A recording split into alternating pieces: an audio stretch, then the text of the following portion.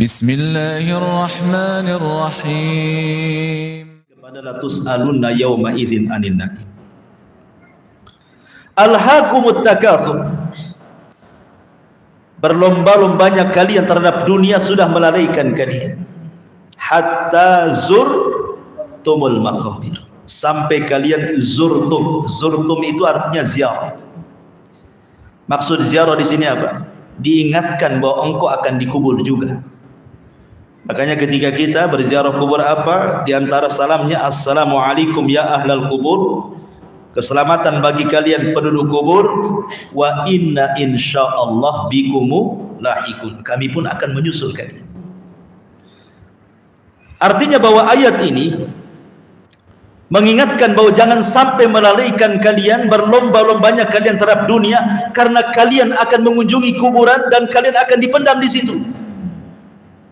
Kalla saufa ta'lamun. Kalla ini kalimatul jazm. Sekali-kali jangan seperti itu. Sudah berhenti. Yang melalaikan kepada dunia, melalaikan akhirat dari dunia itu stop sampai di sini. Itu maksudnya. Kalla itu artinya. Karena kalian akan mengetahui apa? Hakikat dunia. Kemudian Allah takkid lagi, summa kalla saufa ta'lamun. Kemudian kalian sungguh akan mengetahui, bukan hanya ilmu tetapi juga dengan keyakinan. Summa latus'alun, apa namanya? Kalla law ta'lamuna ilmal yakin. Sampai di sini titik, karena kalimatnya kalimat baru. Seolah-olah ingin dikatakan bahwa apakah nunggu kalian mati, masuk kuburan, kemudian kalian baru ingat bahwa dulu ketika berlomba-lomba itu telah melalaikan dari ibadah? Jangan seperti itu. Itu maksudnya. Karena kalian akan diperlihatkan neraka jahim. Kemudian di ujung ayat mengatakan, dan kalian akan ditanya terhadap nikmat yang Allah anugerahkan kepada kalian. Zubair ibn Awam radhiyallahu anhu ketika mendengar ayat ini datang kepada Rasul. Rasul, bukankah kami na'kulul aswadan, hanya memakan kurma kering dan air putih saja? Apakah kurma kering dan air putih juga akan ditanya? Kata Zubair itu. Kata Nabi SAW, ya, semua akan ditanya. Bukan hanya itu saja, semua nikmat akan ditanya. Semua nikmat akan ditanya. Artinya bahwa perkataan Zubair ibn Awam radhiyallahu an tersirat kepada kita bahwa kita ini bukan hanya hidup di dunia saja, tapi ada kehidupan yang lain yang untuk mempertanggungjawabkan semua perbuatan kita. Makanya kemudian Sa'id ibn Amir Az-Zahid, Sa'id ibn Amir, orang yang luar biasa. Jadi dia itu kan ketika Umar jadi khalifah, dia banyak menasihati. Nasihatnya bagus, luar biasa. Pokoknya menasihati Umar tuh sampai nangis dinasihati oleh Sa'id ibn Amir. Bahkan dia mengatakan, usika ya Umar antahsyalillah. Aku wasiatkan kepadamu wahai Umar, takutlah kau kepada Allah. Jangan takut kepada manusia, takut kepada Allah. Kemudian banyak berikan nasihat. Kata Umar, aku tidak bisa melaksanakan nasihatmu ya Sa'id. Kata saya, tidak, pasti kau bisa. Melihat bahwa Sa'id ini orangnya amanah, jujur, taat, zuhud, dan begitu seterusnya dari sifat-sifat kebaikan, Umar mengatakan, kalau begitu aku akan jadikan kau gubernur di Himsa. Kata Sa'id, enggak bisa Umar, aku enggak bisa jadi gubernur. Umar marah, waihak, celaka engkau. Kau letakkan kekuasaan di pundakku, giliran aku perintahkan kau tak mau pula. Gitu. Kau harus jadi gubernur di sana. Gitu. Terpaksalah Sa'id ibn Amir jadi gubernur di Himsa. Sa'id ibn Amir ketika jadi gubernur di Himsa itu dicintai rakyat Himsa di Syam sana. Karena keadilannya, karena amanahnya dan begitu seterusnya. Allah takdirkan Himsa terkena paceklik hebat. Gersang tanahnya. Mulailah kemudian orang kelaparan, ekonomi turun. Akhirnya kemudian orang-orang Himsa pun datang ke Madinah melaporkan kondisi Himsa kepada Amirul Mukminin radhiyallahu anhu. Boleh jadi Amirul Mukminin bisa memberi bantuan untuk memulihkan ekonomi yang ada di Himsa sana.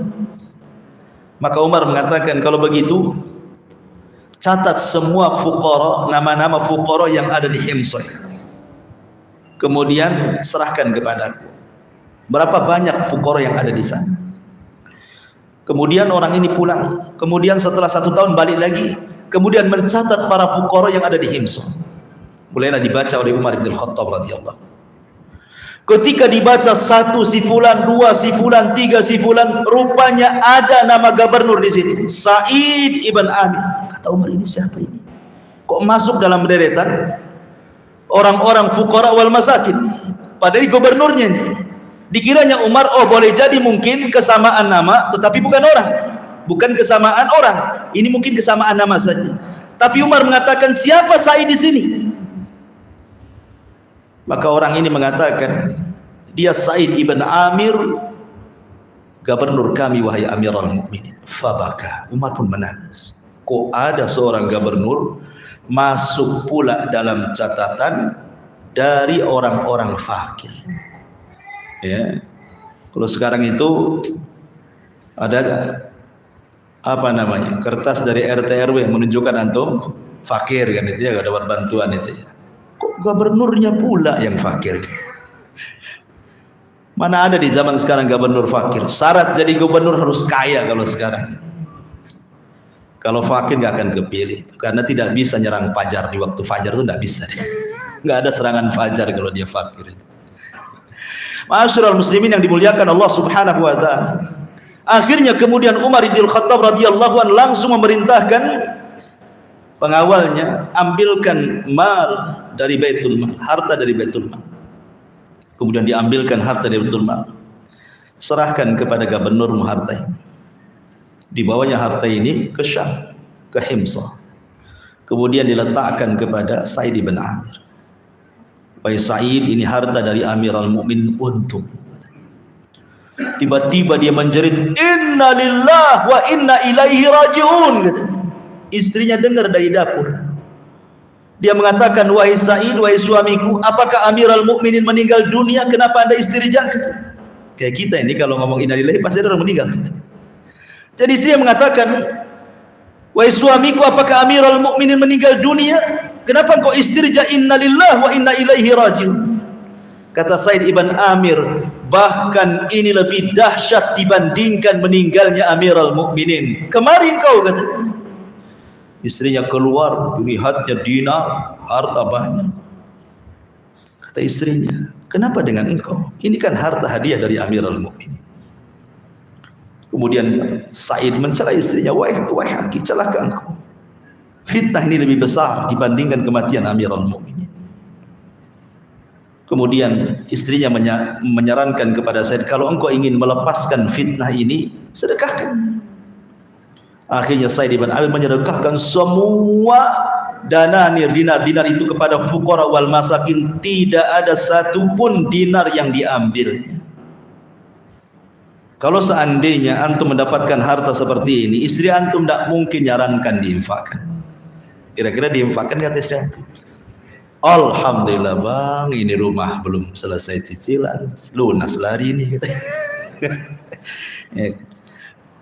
Tetangga tengok mobil bagus, kita pun bisa beli katanya. Dan begitu seterusnya. Itu kalau istri antum. Ya. Antum lebih parah lagi, nggak kasih tahu istri antum untuk kawin, diam. Baik, ma'asyiral muslimin yang dimuliakan, itulah para sahabat Nabi, memotong kecintaan kepada dunia dengan cara seperti itu. Salafun saleh luar biasa. Ma'asyiral muslimin yang dimuliakan Allah Subhanahu wa taala, perhatikan beberapa ucapan para sahabat. Abdullah ibn Mas'ud radhiyallahu anhu mengatakan, "La yatulanna 'alaikumul amadu wa la yulhiyannakum al-amalu fa inna kullama huwa atin qarib." Janganlah kalian memperpanjang angan-angan kalian, dan jangan pula angan-angan kalian melalaikan kalian, karena sesungguhnya sesuatu yang kalian tunggu, maksudnya kematian, itu sudah dekat kepada kalian. Bahkan Salman Al-Farisi radhiyallahu anhu mengatakan, "Salasun a'jabatni hatta adhakatni. 3 perkara yang menakjubkan diriku sehingga membuat aku tertawa, kata Salman Al-Farisi. Mu'amilud dunya wal mautu yatlubu. Salah satunya adalah orang yang berangan-angan kepada dunia, ingin mengejarnya, tapi kematian sudah mencarinya. Betapa banyak orang-orang yang ketika dia berjalan dari rumahnya ke tempat pekerjaannya, tiba-tiba kecelakaan di tengah jalan, kemudian mati. Itulah ucapan Salman Al-Farisi di sini. Betapa banyak orang-orang yang berangan-angan ingin meraih dunia, rupanya kematian sedang mencarinya. Dan itu kan umum, kadang-kadang sedang bekerja jatuh mati, sedang di jalan ketabrak atau nabrak mati. Begitulah Salman Al-Farisi radhiyallahu anhu mengungkapkan bahwa mu'amilud dunya, orang yang berangan-angan dunia itu tidak sadar bahwa kematian sedang mencarinya. Bahkan Isa bin Maryam, Al-Masih Isa bin Maryam mengatakan, man dzalladzi yabni ala maujil bahra dara. Siapa yang bisa membangun rumah di atas lautan? Enggak ada yang bisa membangun rumah di atas lautan. Antum pindahkan rumah yang ada di daratan di atas lautan, tenggelam dia. Seolah-olah Isa bin Maryam ingin mengatakan, fala tattakhidunaha qarara. Kalau kamu sudah tahu bahwa membangun rumah di atas lautan itu tidak akan bertahan lama, maka janganlah engkau menjadikan hal itu sebagai angan-angan untuk mencapainya. Seolah-olah Isa ingin mengatakan bahwa apapun yang kita bangun di dunia ini tidak akan lama. Nggak akan lama, coba. Karena dunia ini bisa merubah segalanya. Bisa merubahnya. Kita lihat coba orang-orang dulu. Presiden-presiden kita saja yang sudah meninggal. Antum datang ke kuburannya, ke kuburan Bung Karno, Pak Harto, Pak Habibie dan begitu seterusnya. Kemudian di sampingnya ada kuburan-kuburan orang-orang biasa. Apa bedanya? Presiden dengan rakyat biasa kalau sudah masuk ke liang lahat, tidak ada bedanya. Enggak ada bedanya, ya. Orang yang paling kaya dulu sekalipun tidak bisa mencegah mungkar dan nakir, membuat fitnah kepadanya. Tidak bisa. Di dunia dia punya ajudan. Kalau ada yang mengancamnya, ajudannya yang maju. Sekarang mana ajudan di kuburan? Supaya menahan mungkar dan nakir tidak bertanya? Mana bisa. Jadi kalau sudah masuk liang lahat, itu tidak dibedakan mau Bung Karno dengan siapapun sama saja. Yang membedakan itu ketika mereka hidup, oh ini presiden kita hormati, oh ini biasa saja, oh ini menteri dan begitu seterusnya kan. Tapi kalau sudah masuk liang lahat, coba kita diamkan di atas kuburan, jangan dikuburkan 1 tahun saja, kira-kira jadi apa? Sudah nggak ada, tinggal tulang-tulangnya saja kan begitu. Mana orang-orang yang dulu dibangga-banggakan itu?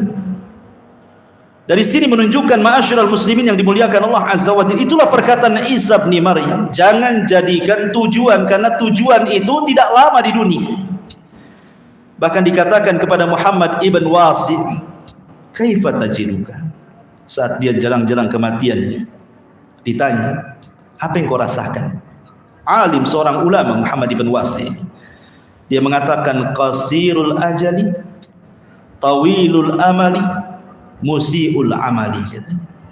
Pendeknya ajalku, panjangnya angan-anganku, buruknya amalan. Ini seorang ulama yang ngomong begini. Harusnya ini dikatakan oleh kita saat detik wafatnya. Tapi begitulah ulama, takutnya kepada akhirat, karena merasa kalau bisa usianya itu dipanjangkan untuk beramal. Sebagaimana Rasul mengatakan, khairukum man tala umruhu wa hasuna amaluhu wa syarrukum man tala umruhu wa sa'a amaluhu. Sebaik-baik kalian yang dipanjangkan umurnya dan baik amalannya, tapi seburuk-buruk kalian yang dipanjangkan umurnya tetapi jelek amalannya. Lalu apa yang harus kita lakukan supaya kita tidak panjang angan-angan, tidak terlampau cinta dunia? Ikhwan, Islam tidak melarang antum kaya. Bukan berarti ketika Islam mencela hubud dunia tidak boleh kaya, tidak. Yang dilarang itu kalau dunia dimasukkan ke dalam hati itu saja sebenarnya. Tapi kalau dunia hanya diletakkan di tangan, tidak ada masalah. Seolah-olah dunia itu hanya ketika datang sebatas di tangan, ketika pergi hanya pergi dari tangan saja. Itu tidak ada masalah. Itu namanya zuhud. Ini suara apa? Suara azan. Ya, sedikit saja. Ya. Jadi yang pertama, singkat, jalan keluarnya adalah hendaklah seseorang mengetahui bahwa dunia itu bukan tujuan. An ya'rifa anna dunya laysat hiyal hadaf. Satu. Yang kedua, annal insan al-aqil an yatadzakkar al-maut ad-daim. Orang yang berakal kalau bisa terus ingat kematian. Kemudian yang ketiga, an yusahhiha nadaratahu ila dunya. Benarkan pandangan kita kepada dunia. Bahwa dunia ini hanya sebatas kita hidup. Tetapi akhirat itu perjalanan yang panjang. Kemudian yang keempat, biasakan ziarah kubur. Ziarah kubur. Jangan ketika ada orang mati ke kuburan sambil ziarah kubur, tidak. Menyengajakan diri ziarah kubur untuk melembutkan hati dan mengingat kematian. Kemudian juga yang kelima, la tu'alliq qalbaka bima huwa fan wa za'il. Jangan digantungkan hati kepada perkara yang jelas-jelas pendek. Dunia ini pendek, jangan digantungkan kepada yang pendek. Gantungkanlah kepada perkara yang lama, maksudnya surga. Kemudian yang nomor 6, i'tabir watta'ib bi sur'ati mururil ayyami wasyuhuri wal a'wam. Cobalah ambil pelajaran dari cepatnya hari berlalu. Hari berlalu, berganti minggu, minggu pergi, gantilah bulan. Bulan entah kemana, sudah ganti pula tahun. Dulu kita anak-anak, sekarang sudah besar. Sekarang sudah besar, rupanya sudah berumah tangga pula. Sebagian kita mungkin sudah punya cucu. Cobalah ngaca, hitung uban kita berapa di situ. Kalau kehitung, artinya bahwa kita ini ambillah pelajaran dari sisa-sisa umur kita. Sebagaimana dikatakan Fudail ibn Iyad, perbaiki sisa waktumu yang kau jalani sekarang, Allah akan ampuni dosamu yang telah dan yang sekarang kau lakukan. Tetapi kalau engkau buruk melakukan yang sekarang, Allah akan azab dosamu yang telah kau lakukan dan yang sedang kau lakukan, kata Fudail ibn Iyad radhiyallahu anhu. Wallahu a'lam bishawab. Subhanaka wa bihamdika asyhadu an la ilaha illa anta astaghfiruka wa atubu ilaik. Allah taala. Assalamualaikum warahmatullahi wabarakatuh.